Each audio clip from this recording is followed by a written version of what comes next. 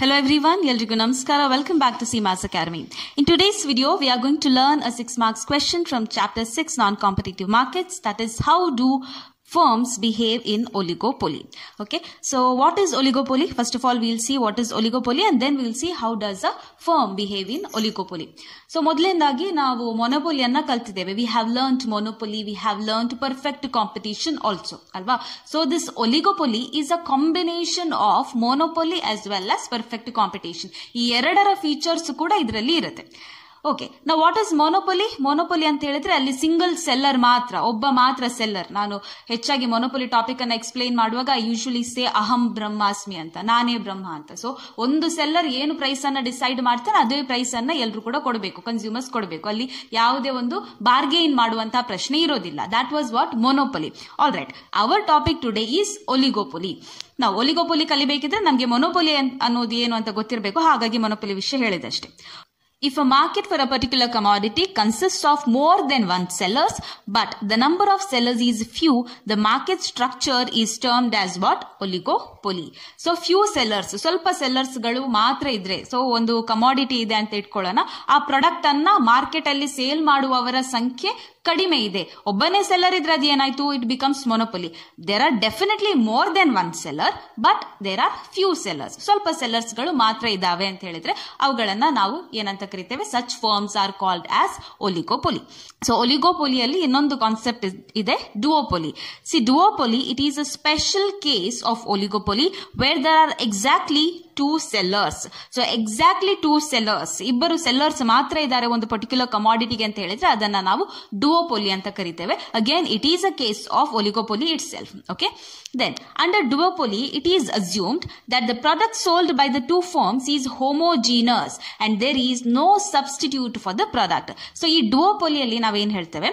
ಯಾವ ಪ್ರಾಡಕ್ಟ್ ಗಳನ್ನ ಫರ್ಮ್ಸ್ ಗಳು ಸೇಲ್ ಮಾಡ್ತಾ ಇದೆಯೋ ಅದು ಹೋಮೋಜಿನಸ್ ಆಗಿರುತ್ತೆ. ನಾವು what do we mean by homogeneous? Homogeneous ಅಂತ ಹೇಳಿದ್ರೆ ಸಿಮಿಲರ್, ಹತ್ತತ್ರ ಪ್ರಾಡಕ್ಟ್ಸ್ ಅನ್ನ, okay, same type of products ಅನ್ನ ಇವರು ಸೇಲ್ ಮಾಡ್ತಾರೆ.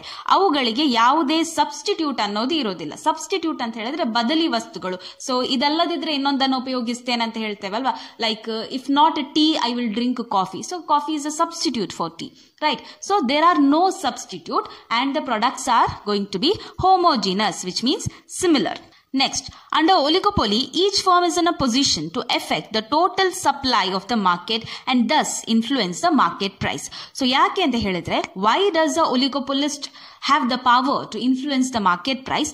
Because there are only few firms in the market. ಒಂದು ಪ್ರಾಡಕ್ಟ್ ಅನ್ನ ಸೇಲ್ ಮಾಡುವಂತಹ ಫರ್ಮ್ಗಳ ಸಂಖ್ಯೆ ಕಡಿಮೆ ಇರುವುದರಿಂದ ಅವರು ಎಷ್ಟು ಪ್ರಾಡಕ್ಟ್ಸ್ ಅನ್ನ ಮಾರ್ಕೆಟ್ಗೆ ಸಪ್ಲೈ ಮಾಡ್ತಾರೋ ಅದರ ಆಧಾರದ ಮೇಲೆ, ಅದರ ಬೇಸಿಸ್ ಮೇಲೆ ಇಡೀ ಮಾರ್ಕೆಟಿನ ಪ್ರೈಸ್ ನಿಂತಿರುತ್ತೆ. ಸೊ ಆ ಪ್ರಾಡಕ್ಟಿನ ಬೆಲೆ ಏನಿರುತ್ತೆ ಅದು ಎಷ್ಟು ಔಟ್ಪುಟ್ ಮಾರ್ಕೆಟ್ಗೆ ಬರ್ತಾ ಇದೆ ಅದರ ಮೇಲೆ ನಿಂತಿರುತ್ತೆ. ಸೊ ಹಾಗಾಗಿ ಒಂದು ಫರ್ಮ್ ಅತಿ ಹೆಚ್ಚು ಪ್ರೊಡಕ್ಷನ್ ಅನ್ನ ಮಾಡಿ ಮಾರ್ಕೆಟ್ಗೆ ಸಪ್ಲೈ ಮಾಡಿದ್ರೆ it has the power to influence the price, ಅಲ್ವಾ?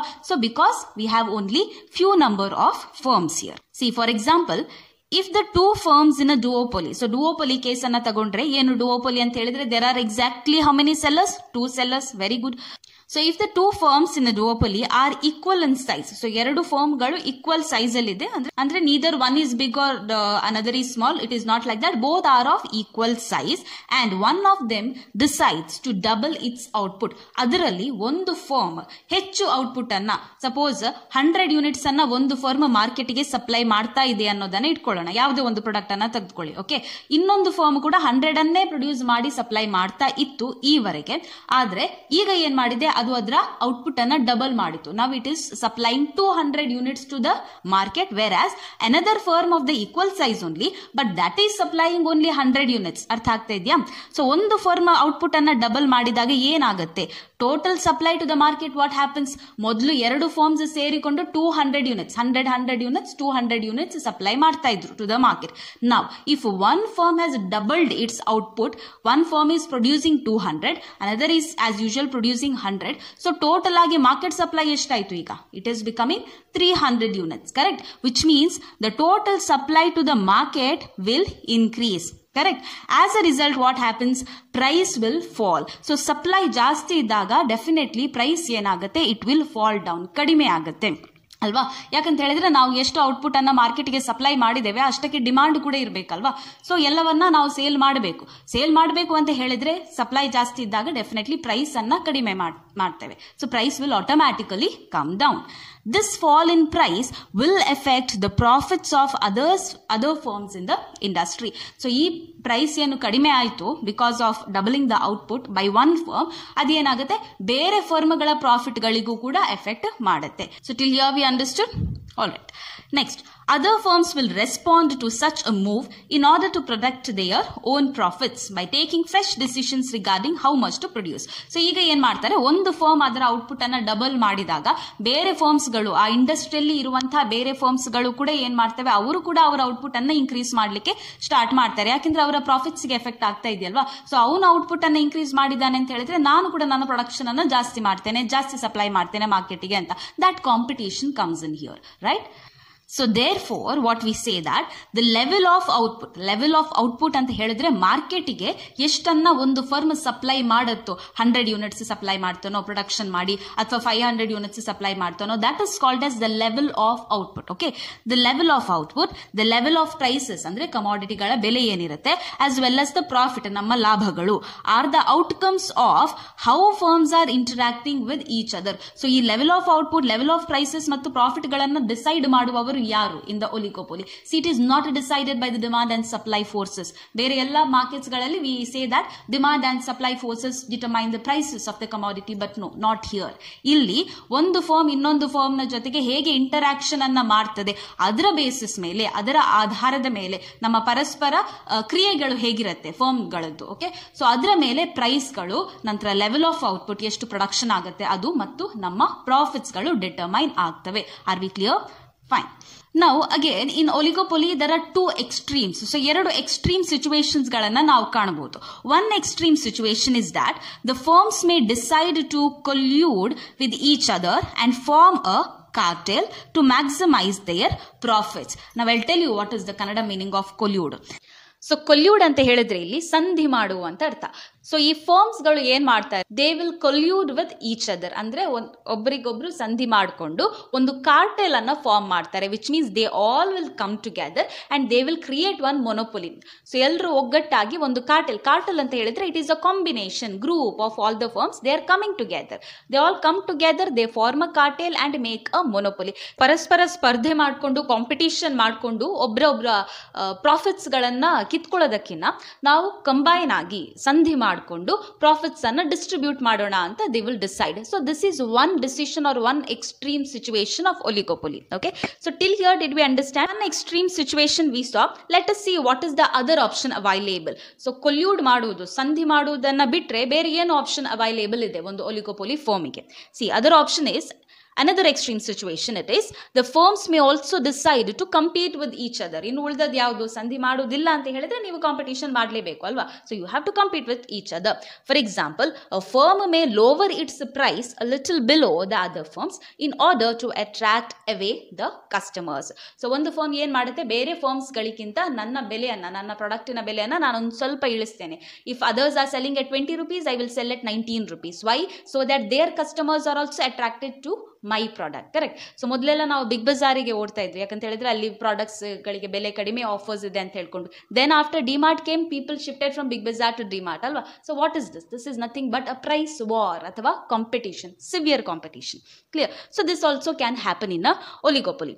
ಸೊ ವೆನ್ ದಿಸ್ ಹ್ಯಾಪನ್, ಒಂದು ಫರ್ಮ್ ಪ್ರೈಸ್ ಅನ್ನ ರಿಡ್ಯೂಸ್ ಮಾಡಿದಾಗ ಏನಾಗುತ್ತೆ, obviously the other firms would retaliate by doing the same. Retaliate ಅಂತ ಹೇಳಿದ್ರೆ ಬೇರೆಯವರ ಆಕ್ಷನ್ಸ್ಗೆ ನಾನು ತದ್ವಿರುದ್ಧವಾಗಿ ನನ್ನ ಆಕ್ಷನ್ಸ್ ಅನ್ನ ಕೂಡ ಮಾಡುವಂಥದ್ದು. ಸೊ ಅವ್ರು ಹೇಗೆ ಮಾಡಿದಾರೋ ಅದನ್ನು ನಾನು ಮಾಡುವಂಥದ್ದು. That is called as retaliating. Okay, so obviously other firms what they will do, ನಾನು 19 rupeesಗೆ ಮಾರ್ತಾ ಇದ್ದೇನೆ ಅಂತ ಹೇಳಿದ್ರೆ ಅವನು ಇನ್ನು 2 ರೂಪಾಯಿ ಕಡಿಮೆ ಮಾಡ್ತಾನೆ, ಅವನು 18ಗೆ ಮಾರ್ತಾನೆ ಅಲ್ವಾ? So this will happen.